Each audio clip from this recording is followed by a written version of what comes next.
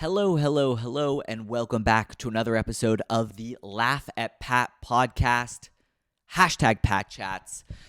Today's guest is my friend Ehsan. Ehsan is originally from Iran, and we met here in Berlin.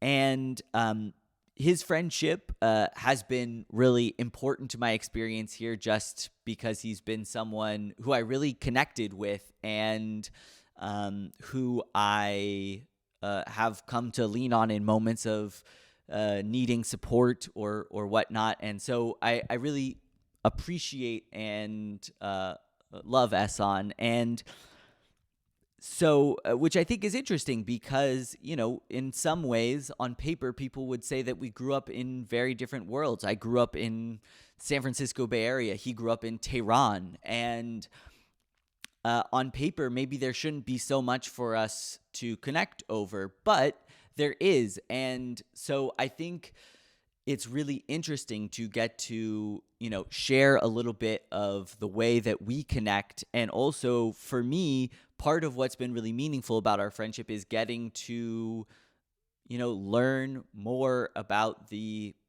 common everyday Iranian citizen experience and to have more of a unbiased, kind of truthful perspective about what's happening there. And that is something that is definitely not represented in the media in the United States. And so that's why I think this conversation is going to be interesting. And you know, getting to hear about what it was like for him growing up and, you know, the situation in Iran now and how that has, you know, how things like sanctions, for example, affect a country. And then we also talk about his experience coming to Germany, because I also always love to hear people tell, you know, their hero's journey, their wandering out into the dark forest. It's always courageous and interesting to me when someone leaves home to try to do something, move to a different place. And so we talk a little bit about that as well. And so without much further ado, let's get into my conversation with my friend Ehsan. Enjoy.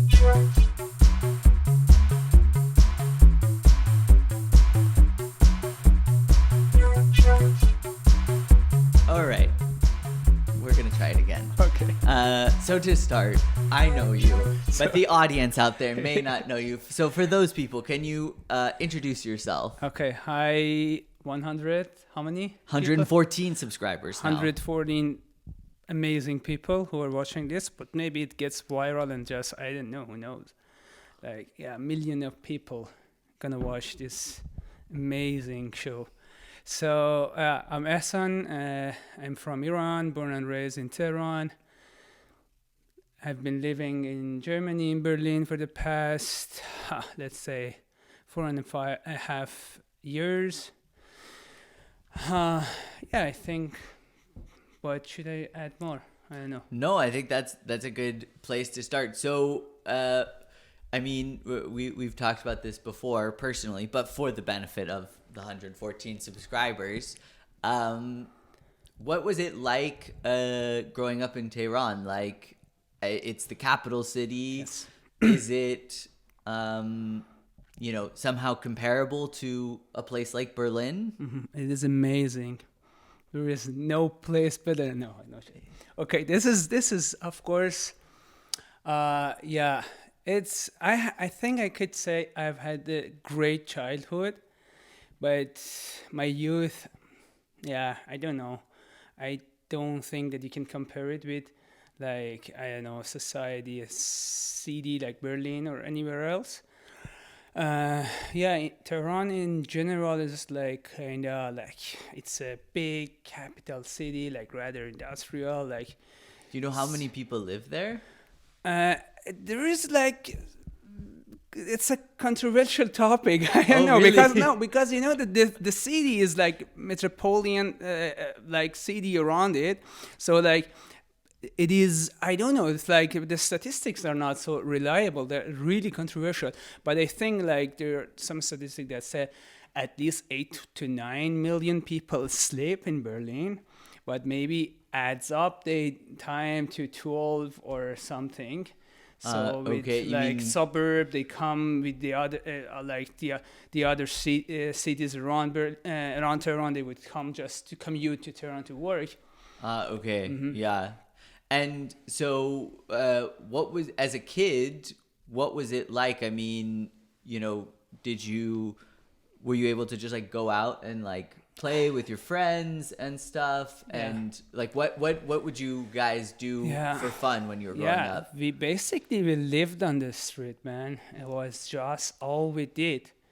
And when I go back home and just see the streets nowadays, it's just sad. Nobody's on the street anymore because why would you be? It's just okay, nowadays it's Corona, but even before Corona, so I think the new generations all just so engaged with internet, laptops, TV, everything. And it's just like this is not that culture anymore that you just go on the street and like play football. So in Iran, we had a lot of neighborhoods. It was, I remember in summer you have to be like early and go find a place to play. There was nowhere empty. You couldn't find Like go a place. stake the equivalent of like putting your towel on the chair to Yeah. save it. But Yeah, probably like that. But it was crazy that so there were like so many people, and I think there was also we were the other reason could be we were like part of that like boom population, how to say it. That's so we were like on the peak. So we were born and in the time that it was like the country was like developing, and it was also the war time. So I think in my generation we were a lot of people. We were a lot.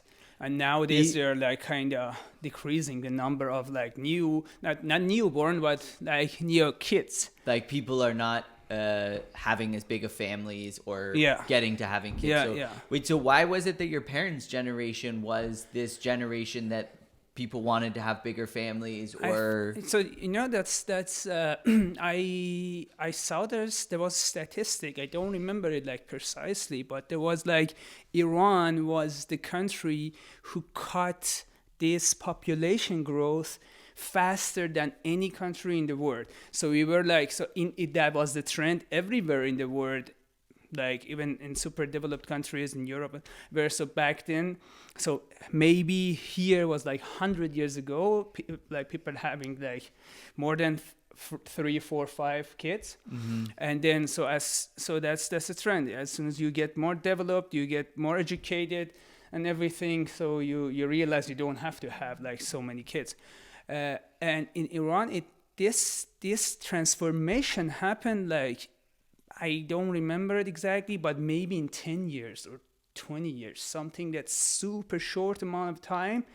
Like the population, the numbers of family like had reduced like substantially. Like that was something that I read that was fascinating. And then I think. Oh, sorry. Go ahead. Yeah, just one thing to add more. So I think apart from these obvious reasons that education and also general like health system and everything, so you don't have to, so like my parents' time, so my parents both are part of like really big families. So my mom family is there like 10 siblings. So oh wow, yeah. So real deal big family. Yeah. So back then there was a time that was a need that you have to produce so many kids, and it was so like they were like helping the family, the parents for everything, and also there was no like insurance that they're gonna make it. So your mom's family. Forgive me if this is like a stupid question, but was that generation like more agricultural, and that's also part of the need for more children? They were like, they grew up in the countryside, But they didn't. So they just But then they moved to the city. They moved to Tehran, and they had also just this little garden house outside the city. But that was the transformation. So they were born there, but not all raised there. I see. So they just kind of moved to the city, and that was, I think that's like, let's say 50 years ago. That was this transformation of just reducing these numbers of family members, like kids, and even like in the 60s, or 60s, in 80s or end of 70s, once like Iraq war. So that was also like I don't know how that was a factor or something, but that was part of the system. So any countries who's in the war, they say, you have to have. So any newborn baby, it's a fucking soldier for future of the country, And I think there were still like, I think my generation, when I see my peers, they're usually like, 3 people, let's say 2, 3, sometimes 4. But after that, it had gone down to 2. And now if I see my friends, my family, my brother, my sister, they only have 1. Well, that was the other thing I wanted to ask you about was, so like, we're in our early 30s, and like my, most of my friends, like I have some people that I know who have like started having kids, but mostly my friends are like nowhere near to having kids. And I think of that as kind of a more like Western thing, but is that also true in Iran? Yeah, dude, you won't believe it how westernized our culture have become. Really, it is crazy. We are a fucking capitalistic society now in Iran. Seriously, it's just. I think there were like, I've watched some YouTube videos, like some, so like tourists, they come to Iran and they visit, and how they see Iran as a different society that they have thought. And there were like some Americans, like this American dude was saying that I've never thought that how American is Iran. It's just how pro-Americans are they. It's just, I think it is. Of course, we're affected like with everything. I don't know, like from all the TV shows, pop culture, everything.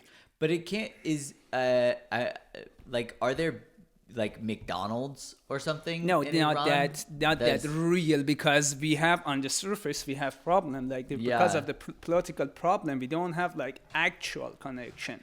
It is more culture. It is more just.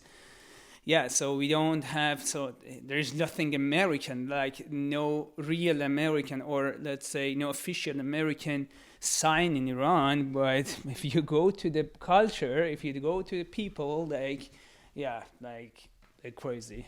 Like everything that, watch American shows, American music, so we are just connected. And also, that being said, something else that I think there are other factor that like nowadays so many people are against the system, and that's also just attractive to be a friend, a friend of your enemy. No, how you say it? So they are not with the system, but since America is kind of the enemy of the system, so that sounds good to be pro-American. Like even Trump, man, who likes Trump?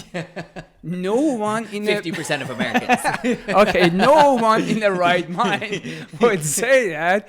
But in Iran, like there were like people, oh my God.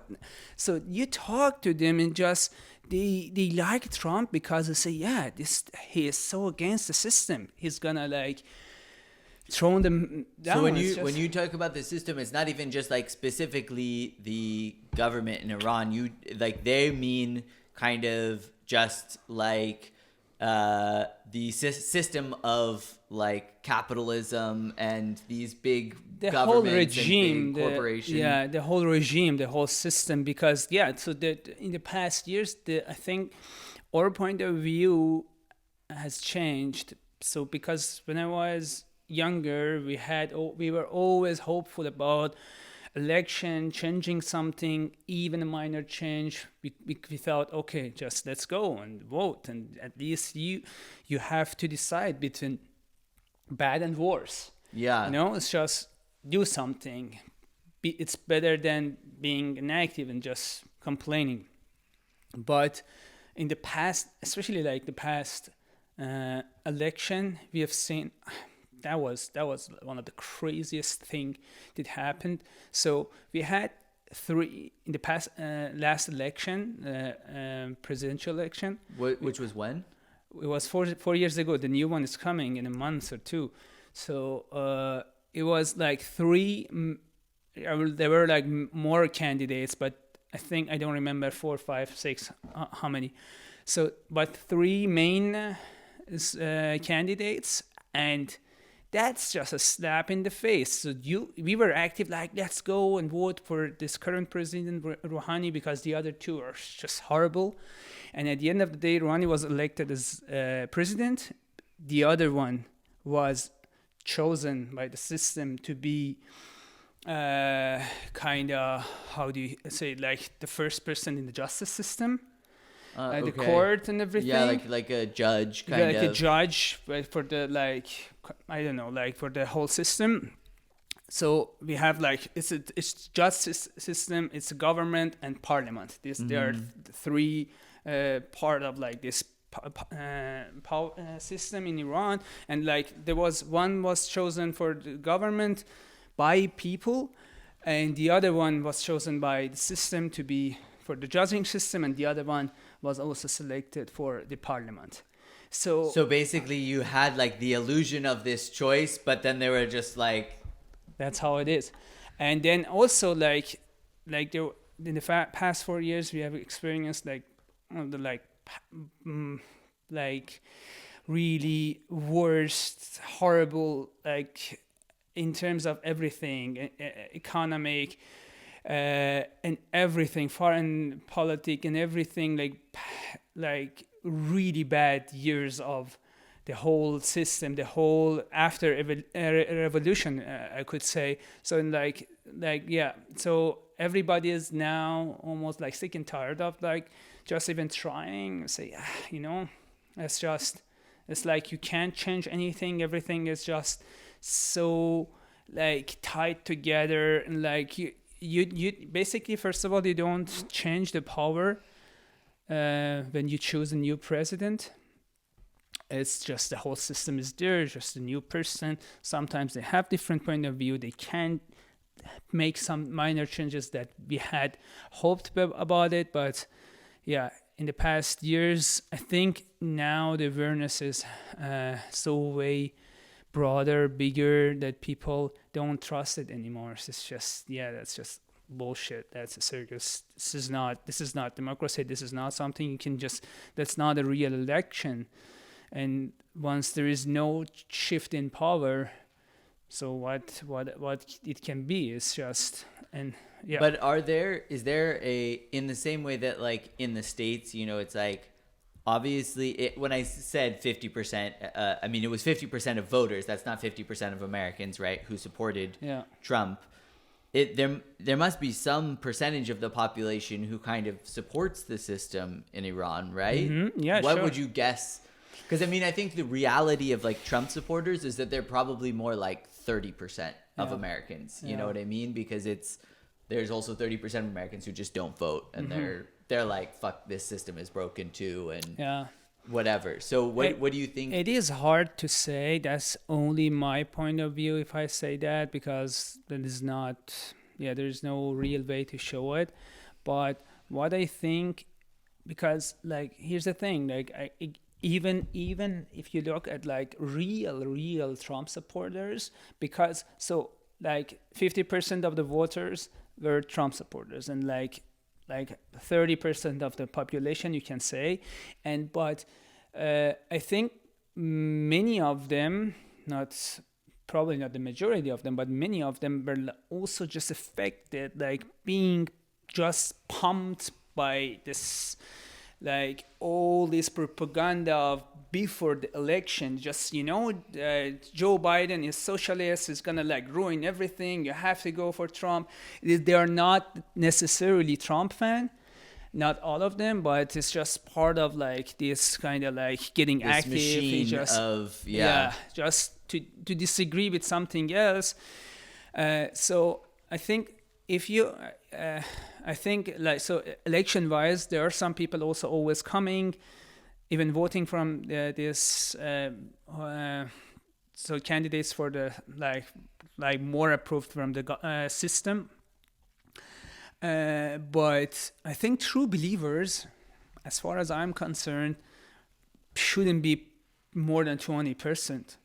I don't see that, I don't hear that, and it's hard to believe for me if they are more than this. Yeah. So if like there are also like maybe more 10% or some people that they are on the edge of like, if you just motivate them, if you just give them some, it's just the things that the system says, the America is putting sanctions because they're enemies they don't want, and there's just all the sanctions and everything is because of them.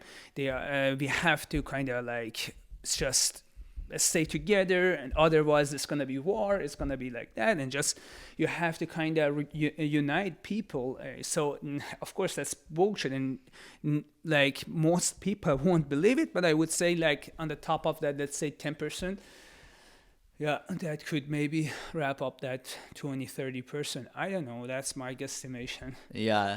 Well, so okay, when you were talking about like some of the people in Iran being like, oh yeah, Trump, like he's not part of the system, it was making me wonder. I think something that's kind of interesting is like for like both of us, we, the second conflict in Iraq happened when we were, whatever, 13, 14, 12. And then since then, there's been conflict, which, it's the equivalent, like, maybe it'd be the equivalent, I think, in America of like, okay, there's not like an outright war in California, but there is in Colorado, which is, so that's maybe a little bit like closer to home for you. And so my question is, like, do you have a memory of like, what it was, like what your parents were talking about, for example, like when these conflicts like broke out and the United States started, being more involved in the Middle East and these wars and everything under Bush? And then also, do you remember, like, was there a feeling of optimism, like when Obama got elected, that things would get better? Yeah, sure. I mean, even before, there were like, ever since after revolution, there are still so many people like counting days. They're the last years, they're gonna go. And it's like, I know so many people are hoping. And so many people, even back then with violence, that's stupid to say, but they were like hoping, Americans coming, so maybe they come to us, because to be honest, like many Iranians think like really we are kidnapped by the system. I mean, we don't have that like real freedom, and they are deciding for us, like for everything. And that is something so that makes some people point of like super irrational point of view, that they just say, okay, like fuck it, we just want to like get free of this system and everything. But what else I wanted to say? For example, Obama, with the nuclear agreement. So that was really promising. Like it's just because if you are in a right mind, you don't want violence. You're not part of the system. You don't want it, but you are still hoping that maybe there can be some agreement. There can be something. Maybe they kind of find a way to just kind of, yeah, I don't know, make some agreement and make things better, open up Iran's door to investors, like foreigners, international community, and just getting seen, and just because we are just completely in our country just alone. We don't have any connection with the world. So there is no international bank. There is no Amazon. There is no Netflix. There is nothing. It's just completely isolated, like between everywhere. So it's just in the middle. And so with the international, with this nuclear agreement, like there were like a lot of hopes. And at the beginning, I think, to be honest, it was also going quite well. So they were also kind of like, they were trying to just get this trust and just doing their best. I guess they didn't break any rules of the system just by the time that Trump showed up and just quit the agreement. And I think that is my example always was, like, many people were like, still not many, those people who were like Trump fans and like fan of, like, they wanted like quick change and everything, say, yeah, this is not a system to Obama's work was wrong. It's just you are giving power to this system, which is you're kind of accepting it. But what is the other case? It is either you put so much sanctions and everything, and you just pushing this country to the edge, and it can be another case of North Korea, because there is no international agreement. There is nothing. They can do whatever they want. And it's just, to me, it's like, if you have a kid and just you always want to punish it, it's just say, okay, fuck it. There is nothing to hope for, and just go back, and I would do anything I want. So that was something, but it went wrong. And I know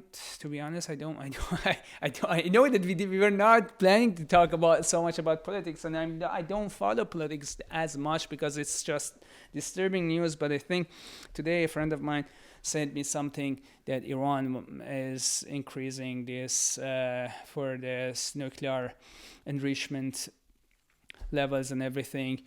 And yeah, I say, like, that's a fucking complicated game. Israel is attacking Iran. Iran is kind of responding. I think both are assholes. I can't justify that, but also, like, there is no justification for me for the system. But also, like, imagine a country is like all the time suppressed by all the sanctions and everything, and all these attacks by Israel and everything, and just, so what are you expecting? They're gonna say, okay, fuck it. Well, and I mean, I think in a way, unfortunately, North Korea is an example for countries like Iran of an example of a nuclear program kind of working, where it's like, I mean, in Libya, they told Gaddafi, like, stop making the nuclear weapons and we'll leave you alone, and then they assassinated him. Like, so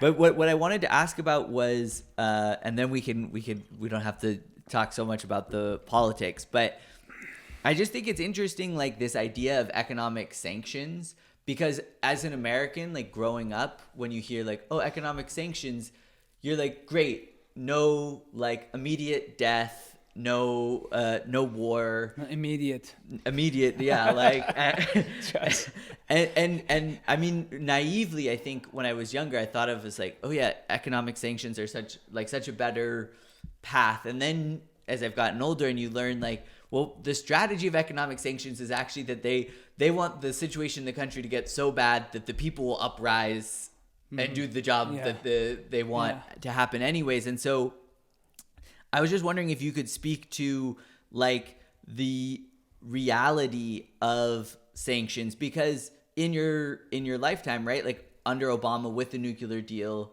some of the sanctions got lifted, right? Yes. And then they were placed back. So was that a noticeable change? So we were expecting more change, but I think, like, the first thing that we are experiencing everyday life is just this devaluation of our currency, which has been like crazy in the past 4 years. So after Trump pulled out from the agreements, everything had gone up like super insane. Like maybe our currency got devalued compared with euro or dollar, like I don't know, 5 times. So you can imagine, like, because everything is kind of still import related, and even something is not import related, you're exporting, like whatever we are making in Iran and exporting. So the one who is making, you know that if you sell this pistachio to Iranian, you could get $1, but if you export it, you would get $5. So that raises the prices again inland. And so this crazy inflation rate was like the worst thing that people could see, all the sanctions and just touch it in everyday life. There is no security, there is nothing. You just sleep, wake up, next day, everything have gone up like crazy, like 50%, 60% every day. You just meaning if you go to the supermarket, one day it was the equivalent of like $2, and the next day you go and it's $4. Yes. Or yes, exactly. And sometimes it's just if you want to buy other things, not grocery necessarily, like want to buy a car or a house or something, the prices are like for every day. If you just don't buy it today, tomorrow is another. You have to like first check the price of dollars and everything, just to see. And in a sense, what does it exactly mean? Like if you have money, if you have any like investment, if you're already rich, you are getting richer, and if you don't have it, you are getting poorer. It's just rapidly you are getting poorer. Yeah, the money is in your pocket every day. Not every day, it just reduces its value, and just that is crazy. This is the worst thing about inflation. That's this insecurity about future. Because like when you're here, you don't need to worry about future if you can, basically, not in some extent. You don't have to like necessarily worry about future if you want to buy an apartment and a house or something. It is doable, but in Iran, if you don't buy it today, you think you're not gonna buy it ever. And it's just it is crazy how like everything is getting expensive, and like this purchasing power is going down and down like rapidly. So, and is with the like sanctions and like inflation, does that bring like shortages? Because like I mean, like I'm just trying to connect it to, like, I was in Cuba, right? Like another place that's been like horribly sanctioned by the United States, and it's like some ways you see like this ingenuity of like making cars last forever and stuff, but also it's like there are times where there's just like no bread and this kind of thing. So what how does that play out like daily?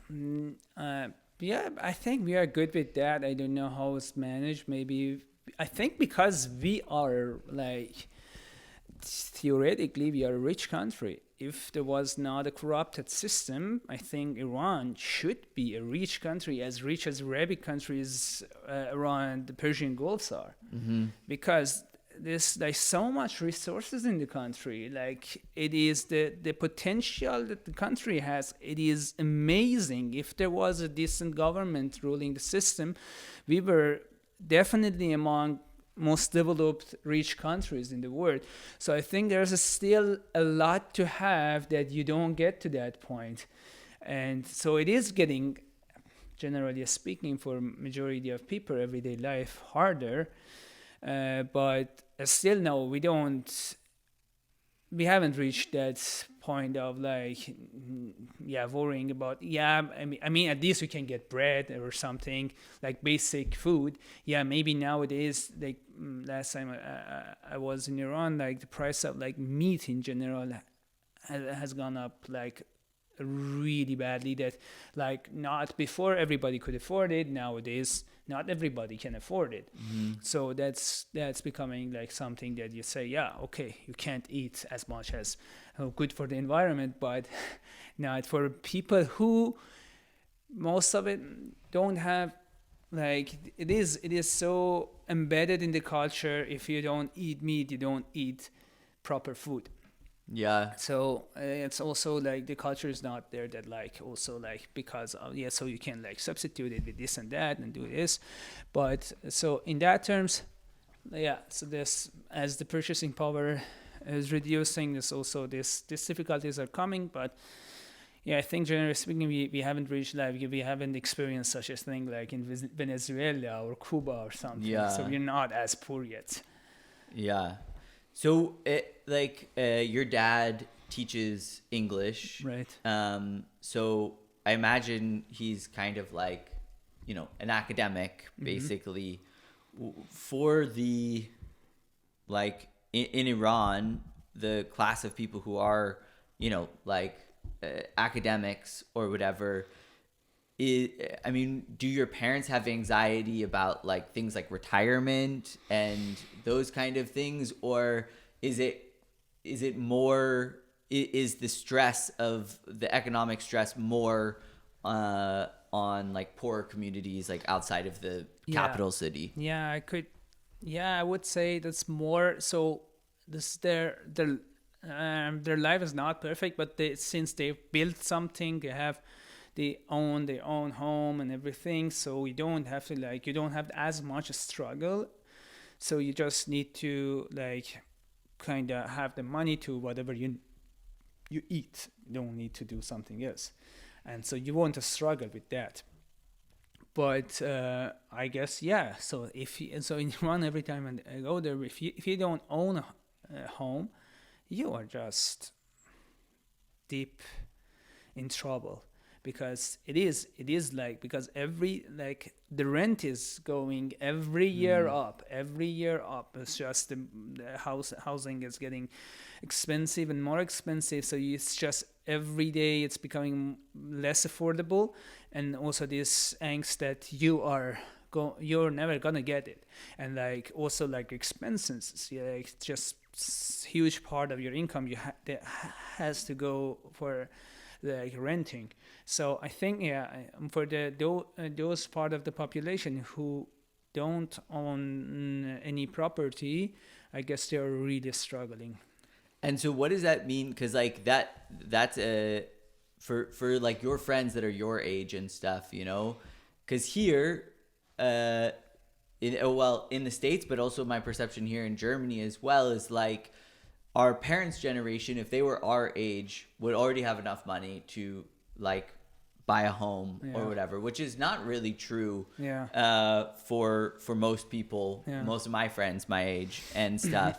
So how is that situation in Iran, like with your friends? If it's like, if you have to buy something, but then you can't buy something because you don't have enough money, like, I don't know. In Iran, there is a myth about the past, and even before the revolution, that everybody thinks that there was a utopia back then, that you could afford everything. It's partly true, because first of all, the population was not as big as today. So like they were like employment rate, it was like just unemployment rate, so it was just nothing, because there was like the country was developing and there were not so many people, so of course there's job for everyone. And with many other things, even housing and everything. So like imagine the cities that we are talking about now, 8 million, 12 million people. So how can you like make it like possible to just put this many people in a city and just building a home? But what I was trying to say, I forgot. What was the question? Something about kind of like how young people are dealing and with housing and stuff, and then you were saying people think of Iran before the revolution as a more utopian place. Yeah, so that was something. But the other thing is, I think nowadays, like every time that I talk to a friend who is in my age and trying to make establish a family, make a life or something out of it, they're like, it's just generally speaking, is disappointing. It's sad, like, because you don't see, you can't see if any future if you just it is like comparing money like to this, like these numbers. I would say like the price of the housing is as much as here.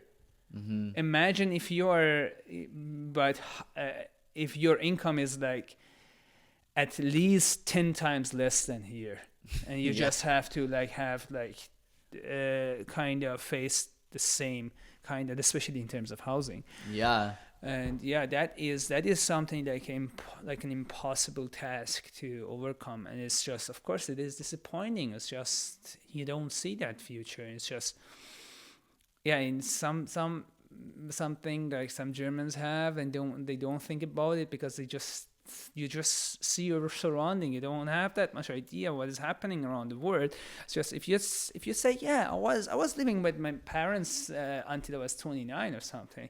So what the hell? What kind of person you are? So not imagining that it is not, there is no culture for it. You can't afford having another place to move out.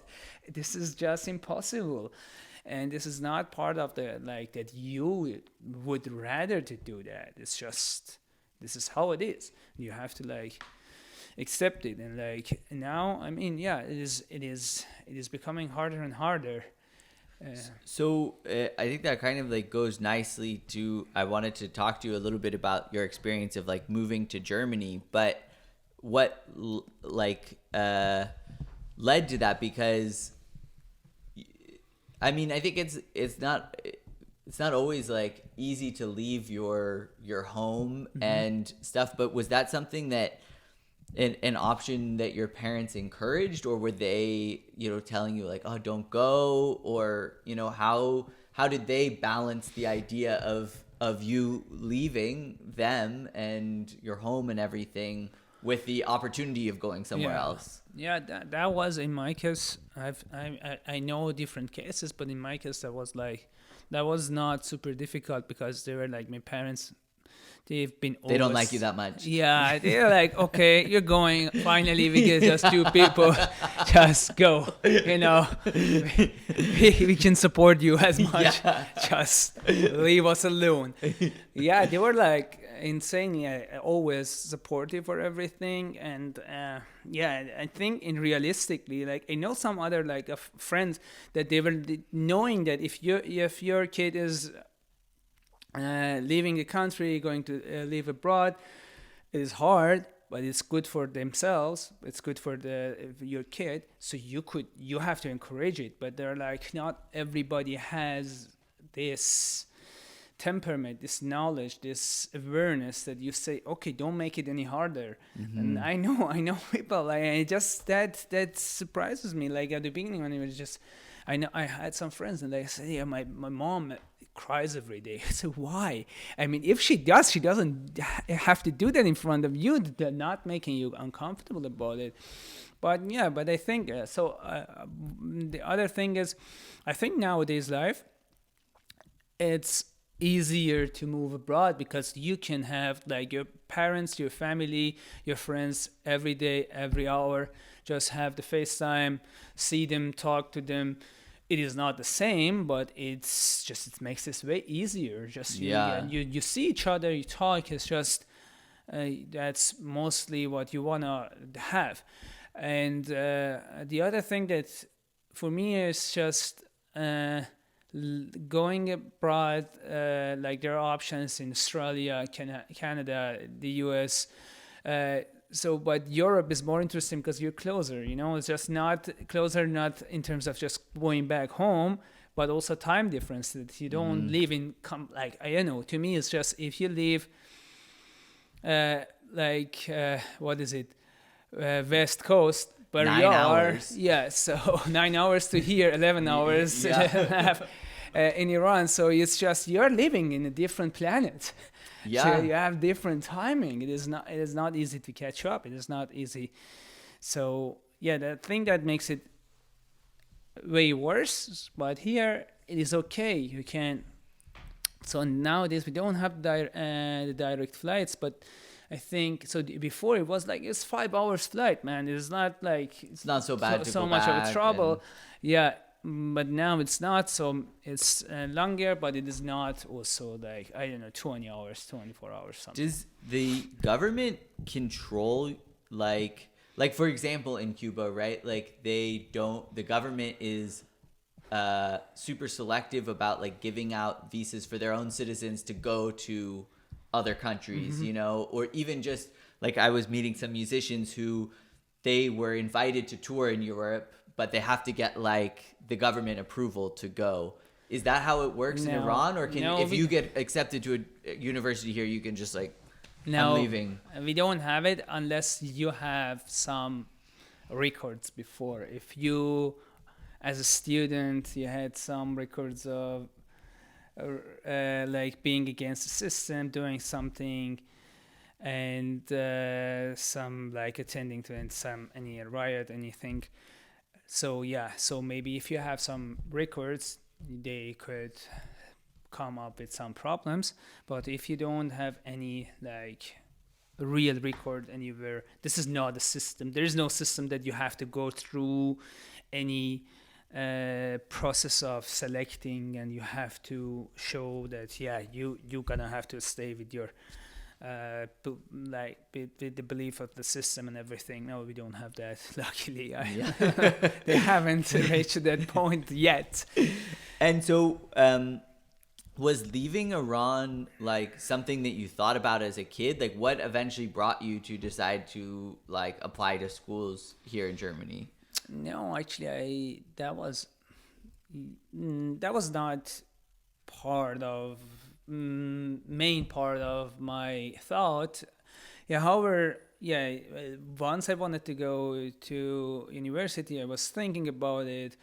Then I dropped that idea, and I think that was one thing that then I was thinking, always thinking, being with family, friends, it was something that discouraging me to leave the country. But yeah, for me that was also like, generally speaking, maybe that part of all the sanctions and everything. Once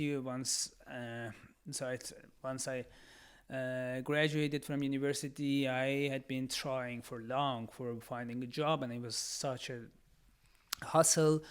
So finding the job that I wanted to do and losing it just super quick, that kind of gave me the idea, okay, I've done whatever I had to do. And so I couldn't find a way to kind of like make my life better. So maybe that could be an option. That could be an interesting option. That could be just, I thought in the worst case scenario, I'd go experience something new, learn something, broaden my knowledge in the knowledge area that I wanted to earn, and then let's see what's gonna happen afterwards. I didn't like 100% think like, I mean, that was some part of the plan, getting to go and just bridge these difficulties and just find a job, and just because of this whole unknown future. But I thought, okay, that's worst case scenario. I'm gonna experience something new, and then once I'm back, at least I've experienced more things. Yeah. And so, when you came over here, what was that? What were those first moments like? I mean, you hadn't been to Germany before, right? Mm-hmm. And so, was there a big culture shock? Of course there are culture shocks. At the beginning, I was not dealing with the idea of what is exactly culture shock, because maybe I was just defining it. Shock, it means that oh my god, that kind of shock. But of course, every like differences, changes that you see, it's part of the culture shock. That's just what you're not experiencing everyday life. You're in your society, and what is in the other country is different, is part of the culture shock. So, but I think so here's the thing, that I've been asked these questions a lot of times, but I think generally speaking, it is, again, I would come back to the shock thing, like the term of culture shock. So since we are the generation that we have been raised in front of the TV, watching so many movies from Western culture, so you know what are you gonna see. So basically, this is not something that like massively shock you, and I think it is not. For me, it was not. So there are some things like traffic rules for me were like the most shocking things. Yeah. So you're like on the street in the conjunction, and there is nobody. It's just empty street, small empty street, and people are waiting at the traffic lights. Why? Why would you? It's just you have to follow the rules no matter what.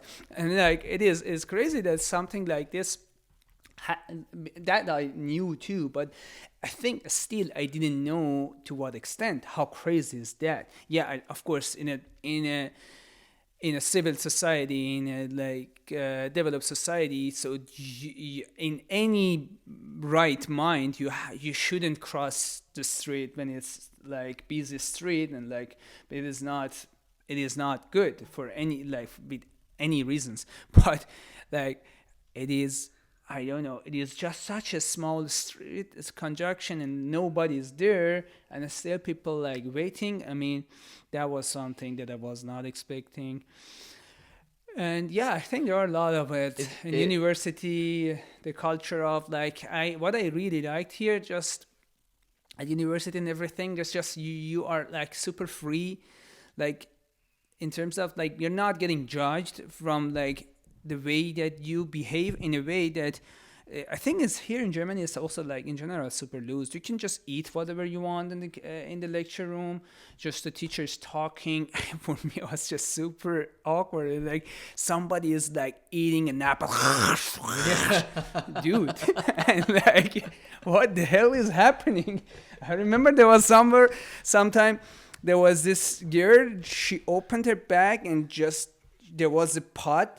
She just put the pot on the table. She had a carton of milk, just opened the milk and just making breakfast in the classroom. That is something I can't imagine like back home. Like we are like strict in the rules, like in the classroom and everything. Yeah. And so for me, even like sitting in the classroom, I was always so shocked that I would see people are sitting like this, putting your legs on the table. I just as comfortable as you can get. Yeah. And there is no problem. That was fascinating to me, because also a part of like general like respect and everything. That's boring. That's stupid, maybe in a sense, but we have it. You have to once in a classroom. Well, that's a good question though. Actually, is like because when you're saying it, part of me is like, like that's nice. It's nice to be more comfortable, but at the same time, there is an element where it's like maybe we could use a little bit more respect. Yeah, right. At least, all right, you can eat something in the classroom, but be quiet, you know? Yeah. There are some borders. Yeah, I think, that definitely that's nice to be comfortable and to not to have this fear to be told off by doing that, by doing that. But, at least you also have to have some general understanding of like this is a classroom, this is a place that is still like this is a place to learn something, and should be some, I don't know, like structure for it. Yeah. Well, I think what's interesting, like from my own educational experience, is for sure there's a level of like taking it for granted, where when I was going to college, I was like, this is something I have to do, like in the same way your parents made you go to school when you were growing up. And so I mean, I had very little respect for it, and I wasn't trying to learn. And I feel like the thing is, if it's set up as a kind of it's not totally automatic. Obviously here, I mean, you could go into the like whatever, the thing where you work at the Ithaca or the job training thing. But like for a lot of people, it's so automatic that I feel like they're just kind of like, this is what I have to do. Yeah. So do you does that resonate with you? Do you feel like that's part of where the like kind of some of the disrespect maybe in the classroom comes in? Yeah, totally. That can be, of course. And for me, it's always like you have university, you have a school. But for me, I always try to distinguish between university, school, and if you, for example, go to learn languages. So if you go language school, for me, it's always like there should be a difference because you're doing it voluntarily. Yeah. You want to learn something, and this is something you are paying to learn something, so you have to be as attentive as possible. You have to be as courageous as possible. You have to just go and fucking earn it. And what bothered me the most always were like, I was such a nerd in all this languages schools that were like, I was always just was part of it, like, why don't you do your homework? Why don't you come to class? I know, so it's crazy people that don't do their German homework. Right? So wild, they're paying for it. It's like, yeah, fucking right? idiots. I don't yeah, for some people maybe that can be the case. It's not as voluntarily as it should be, but I think in generally speaking, it should be something voluntarily, should be something that you really want to. And yeah, it's something, yeah, you're just putting, I don't want to make a point to somebody here, but you made that. Yeah. So yeah, basically you're putting time, money, and everything, and you have to get the most out of it. Yeah, but German is hard. Yeah, I'll give you that. Hard and not nice. Yeah. Doesn't sound great.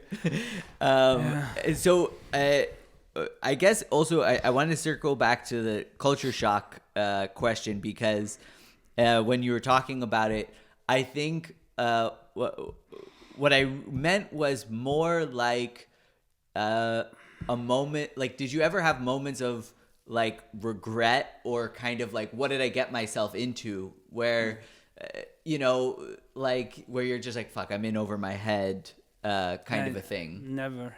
Never.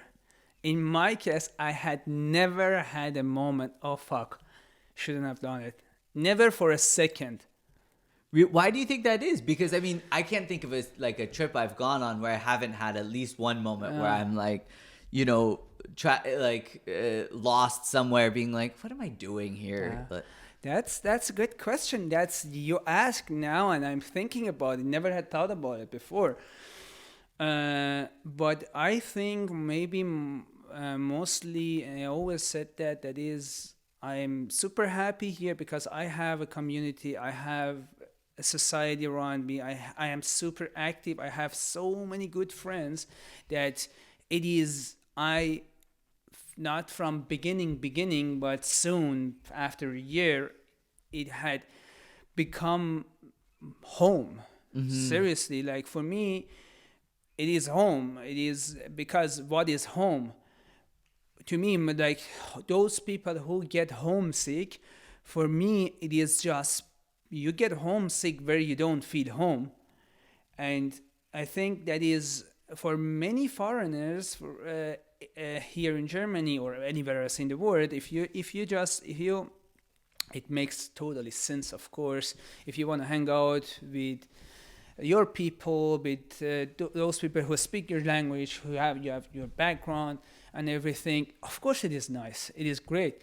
But I think it's the more you do that, the more you get the sense of being in your community in other place. It's just you're living in a small Iranian society in Germany. Mm-hmm. It's just you're still not part of the culture. You're not part of the whole society. You don't feel being part of that system. And yeah, so once you a little bit stay away from that, you feel homesick. You feel like, yeah, what am I doing here? But I think that was a huge part of it, and maybe that part of my just my general attitude that I always wanted to experience more. I wanted to just, I don't know, like this freedom, this doing new things, and like I think that kind of life also maybe because I have this mentality that whatever is that, it is difficult, but fuck it, I'm gonna do it because it's new, it's something exciting, something is gonna come out of it, and I always embraced that. I always just saw the challenge as opportunity, just get into it, fight, and make out something out of it. I was not here to say, oh, okay, because I think there are also the point is once the barrier is the challenge is doable, you can face it. So, but like the challenge that we had once I was back home, it didn't seem something that you could basically overcome. So that was something. Still, I didn't stay there. I said, okay, fuck it. That's how it is. We can't do anything. I just found a way. It's just okay. You have to leave. You have to make another way. And I think just here, as long as you can just make other ways, make new decisions, and just do different things, that could be part of it. But I think I strongly believe that is for people like me who are not who are new in the culture. It is just the best thing. It's just become part of the culture, and just once you have friends, you have background in the city that you live, what could define home? Yeah. Well, I think for me also that's one of the things that I really love about Berlin and the fact that it is so international is it's really rewarding to me to meet people from places all over the world, different paths of life, and then still have these like major things in common with them where you can, that are the foundational pieces of like friendships and stuff. The one more thing I wanted to ask about this, and then we can kind of move on from this, but when you run into or like come into contact with other Iranian people here in Germany, what does that feel like? Because for myself, when I meet other Americans here, I'm kind of like, hi. I'm like, God damn it. Like, I'm the American in this group. Like, you can find your own group of Germans. And also, I mean, even, I think that's maybe somewhat universal because, Anya's talked about when we're traveling and she sees other Germans traveling, they kind of embarrass Germans her. are super embarrassed seeing each other abroad. But I mean, Americans too, like, I mean, we have a tendency to be loud, sometimes too drunk, a little bit self-involved, and be like, oh, they have cell phones in Iran? I did not know that. That is wow. wild. Yeah. I thought that's just desert and camels. Yeah. So is there any level of that when you run into other Iranians, or is it more kind of like, oh wow, like a little slice of home? Somewhere in between, I would say, is not for me, because I'm not generally like, I know so many Iranians, they have like, when they are abroad, they have like this Iranian society always around them, the community, and they just gather, do like every Iranian events and everything all together, and that is nice. Yes, but I think we have this community. We really help out each other in this. So we have, for example, this Telegram groups of like students, Iranian students in Berlin, and you don't have to worry about anything. Whatever question you have, you just shoot. You would find the answer, and just people like really helping each other out. It's just. You mean like how to figure out student housing, or yes. how to get your whatever visa extended, or you're new in university, you just ask, I've just arrived in this university, I don't know how to figure out to choose new courses. Is there someone else just doing in that university in this program? And somebody is helping you with anything. So just also there's so many different topics have discussed before, and you just can just search and find for it. But I think in general, there are some part of the people, of course there's some part of it, like they have like a little bit of this trust that I'm out of Iran, I don't want to like just have anything with Iranians anymore, just a little bit of pessimistic. But I think, to be fair generally speaking, I don't have so many Iranian friends, but I'm always happy to help out, and just I always get that. And I think that is there is this community that people are really look after each other, and this is good. But in a sense, sometimes makes me think, why should that be a factor, that I would only help you because you are Iranian? You know, just because we come from same nation and we speak the same language. Because I believe this has to be international. There shouldn't be any border, but I think so that I can justify it with that. So you can't find everyone. So but yeah, there are, for example, groups on Facebook, like for all people who are new in so Germany, in Berlin, they ask question. Yeah, of course you can also share some knowledge with them, but maybe in a sense of some part of tribal thing that you feel closer, you can trust more these people. But also, like, don't you think also maybe some of that is it's like, you know, for some random person who's coming from outside of Germany, it's like you don't have such a connection with what they're experiencing versus like the Iranian person. It's like, you know, that their experience is at least a little bit similar to what you went through. So it's like you can really connect and like empathize with that. Yeah, sure. Yeah, definitely. That's a factor. And I think that in that case, not even like arriving here, before that, we had like, I had all my information, because it's a really challenging way to get here, to do all things by your own, not paying for any agencies or something, because also like it is not so well connected, everything from Iran to like Europe. But it is all this like community of people helping out each other, and it is just fascinating to me, because I can hardly see it in anywhere else, that there is such a like trust between people, between strangers, just helping each other for just, I don't know why. Sometimes it's just, sometimes they're like the favors are so big. Just, I don't know, like making appointments for getting a visa in Germany, it was insanely difficult. They would open up the site for a minute and all appointments are gone. And there Are you talking about the German embassy in Iran? Yes. Yeah. And back then, it was insanely difficult to get an appointment. And there were people in the group, they, for whatever reason, I don't know, they had better internet connection and they knew it some way, I don't know, like IT-wise, with like some software or something. They were helping just for the sake of it. I put time, effort, doing something, making an appointment for some person that I have no idea who is that. And just I'm doing it. That really fascinated me. Yeah. It's just always like, I had so much respect for that person who got me that appointment, said, why? You know? Yeah. It's just... Wait, how did you discover this like Telegram group anyways?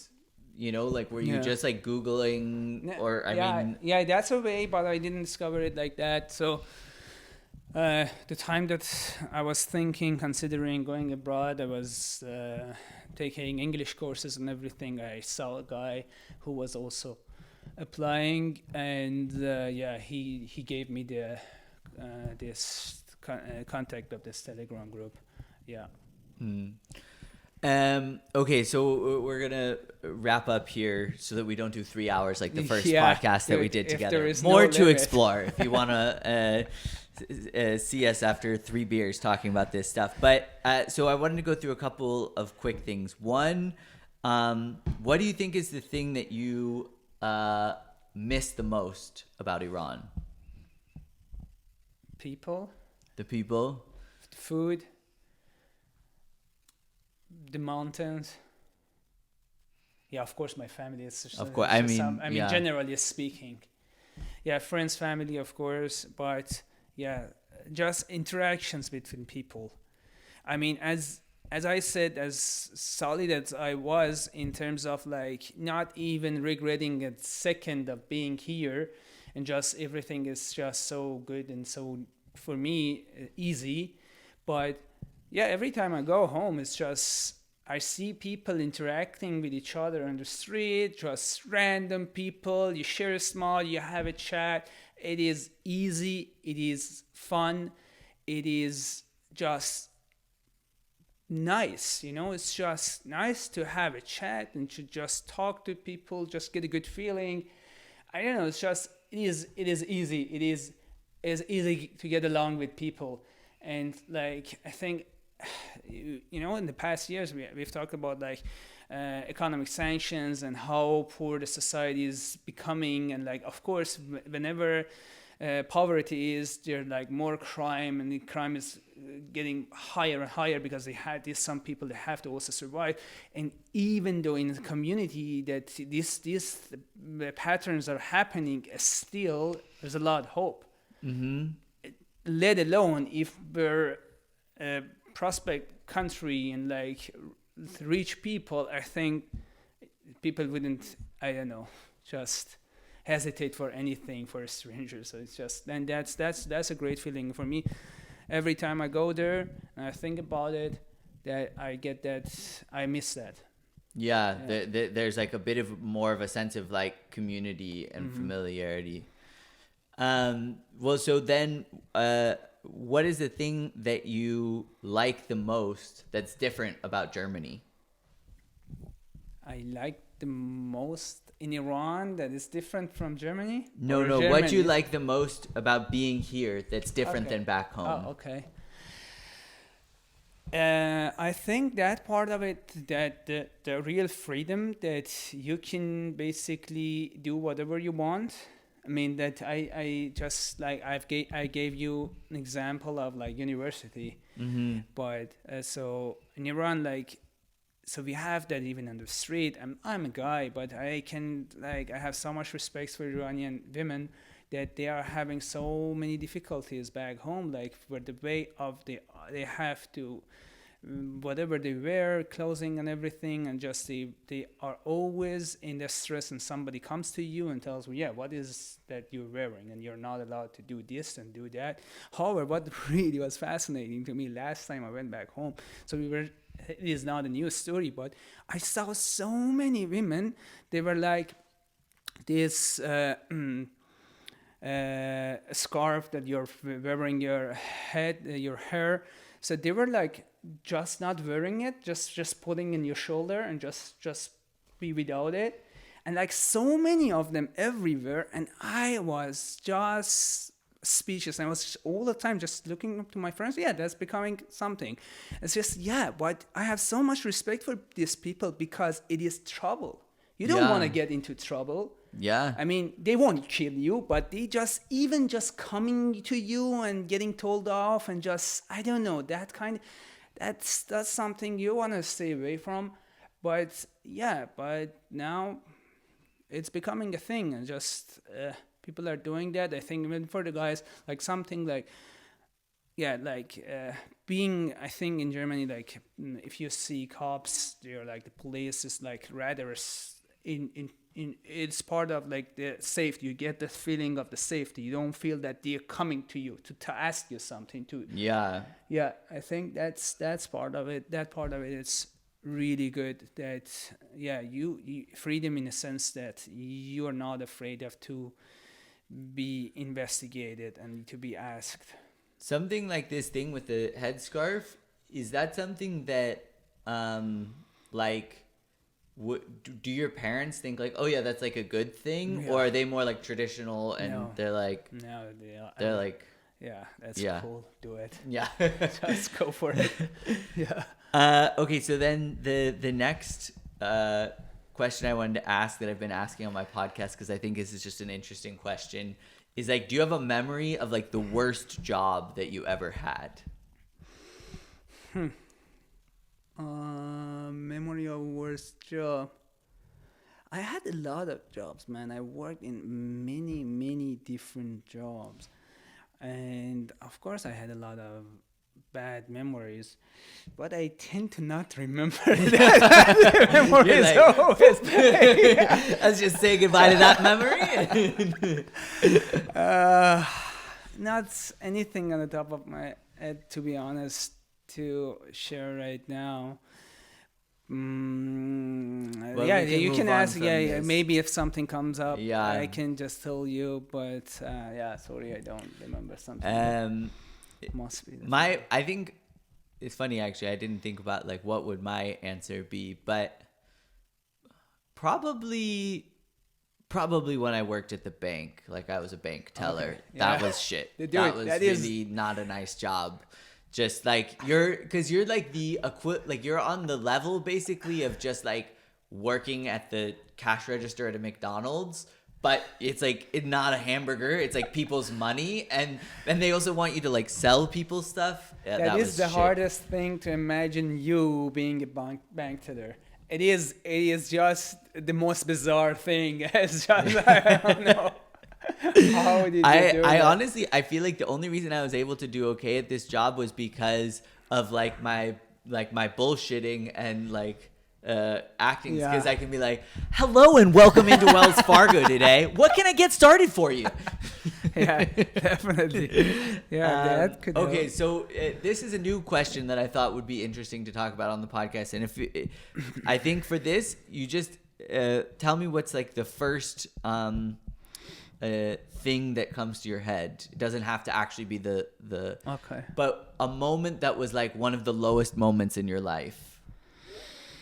I guess at that time that I just got laid off after, like I told you, the job that, like, finally I got a job in a sector that I studied and I was trying to get better. I was like so motivated, learning, and just I was so pumped. And but after 9 months, I just all of a sudden after working like every day, 12 hours a day, difficult job, I was just told, yeah, that was it. Thanks for your work. Yeah, pack your stuff and go home. Yeah. And how long was that? Like a low? Not so long, I would say. I have this tendency that I try to be aware of, like, okay, what's the point? Yeah, of course everybody gets disappointed, and there are so many times in life you get you're super sad, disappointed. But what's the point? I mean, if you stay in that level, what can you change? So you have to be active, you have to change something, you have to get out of it. I don't remember how long exactly it was, but yeah, I remember it that it was not long, and just actually it was the turning point in my life that I decided, okay, I don't want to be part of this anymore. I have to change something. I have to do something. I have to, like, make myself better, and I did whatever I could. Mm-hmm. Well, so then what was a moment that comes to mind as like a high, as like one of the best moments? Yeah, something that I remembered. I think there was a time. So when I got laid off, and I tried did many different stories, but I thought, okay, I'm gonna make a pact with myself, just to first I have to learn something. I have to do something. So that I chose to improve my English. So my English was like basic English, and was not good enough to like go abroad and like study with that. When I studied like 6 months or something, and the time that I went for this doing this IELTS exam, and after the speaking session, it didn't went super well. It didn't go super well, but as soon as I left the room, I was just so pumped and so high that this sense of achievement that I've done it. It's just, that's it. I put in the work. Yeah. I did it, and now it's. Yeah, and that's so. I think it's just. I remember like sitting in my car, driving back home, just just shouting, ah, yes, That's because it's stressful. It's just so much stress, because that's also one other thing that's just, if in a country like Iran and you learn a foreign language, we don't have like foreigners around you to speak the language, you know. It's just, in speaking, it's a really daunting task, so you don't have like much practice. So yeah, it was super difficult, and it was something that, yeah, it was so stressful, and like just that was kind of a redemption kind of feeling after that. Yeah. Nice, that's good. Well, I think that's everything. Do you have anything else that you feel like you want to add, or? No, man. I think that was fun as always. Speaking to you, always fun. For me, it's fun hanging out with you, man. It's just, yeah. I mean, who am I to be on a podcast and talk about? I don't know. Like, I don't know, for whoever watching this, why, I don't know, for whatever reason. I hope might be interesting for somebody, but I don't think that I'm such a person to be somewhere to, I don't know, like talk about something, but I just did it just because, yeah. You did it because you're my friend, which I appreciate. Yeah, because I like talking to you, yeah. But I think that's also for me, I mean, like, I also don't know who like necessarily would discover this podcast, but the reason I think it's interesting that I was like, let's do a podcast is, one, I mean, I know that you have some stuff to say. You're not going to clam up. But two, I just think from our own friendship, like getting to talk to you about like what is the real reality of like life in Iran, and you know, getting to have like a personal human connection with that experience and what's happening there, especially as an American, where it's like you get a super twisted kind of picture in the media and whatnot. Yeah. That in itself is interesting. So maybe there's some other loud, a little bit too drunk Americans who would also find this. Yeah, definitely. That's interesting. And what you said, I think, of course, you are like also outlier in Americans. Like, you are open-minded. You've been to your family and everything. So it's not like all Americans like this. Is not all Iranians like me. But that's just when you were just saying that even for you, like a picture that you had from Iran was completely different thing. And like that reminded me, there was a video from Vox that the guy was, the American guy was trying also like give the idea or introduce Iran as the different country is to Americans, but it was just, in a sense, yeah, the meaning was good, and it was saying like true things, but that was like the point of the view was Iranians are normal people. That this sentence was even repeated in the videos, that like how completely different point of view you might have, that you are fascinated to discover that Iranians are normal people. Yeah. Wow. We didn't know that. It was fascinating for the guy that, yeah, Iranians are normal people. Wow. Yeah. I mean, it is. It's we don't learn anything about that part of history, at least in my own school. So, you know, it's like you have just so little information. And there's also in America in general, I mean, there's an American-centric idea. Mm-hmm. So we're normal, you know? True. But, yeah. Yeah. Well, dude, this was super fun. Right. Thank you. Yeah. Thank you for coming on. Yeah, pleasure. Thank you guys for watching. Thank you. Bye. Bye.